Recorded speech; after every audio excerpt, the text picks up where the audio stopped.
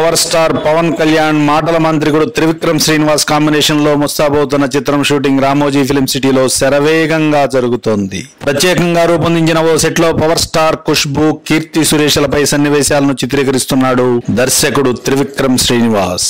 ఈ సినిమాలో నటీనటుల జాబితా చాలా పెద్దదిగానే ఉంటుందట.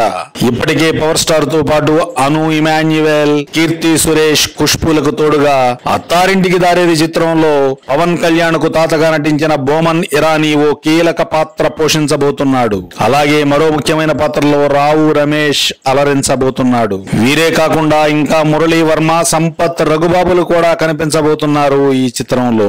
వీరితో పాటుగా ఓ ప్రముఖ నటుడు కూడా ఓ ముఖ్యమైన పాత్రకు జతగానున్నాడట. ఇంతమంది హేమాహేమీలు అలరించబోతున్న ఈ చిత్ర షూటింగ్ ఈ నెలాఖరు వరకు నిర్విరామంగా రామోజీ ఫిల్మ్ సిటీలోనే జరగనుంది. ఈ షూటింగ్ వరవడని చూస్తుంటే జూలై ఆఖరకు సినిమా పూర్తవడం ఖాయం అంటున్నాయి ఈ సినీ వర్గాలు.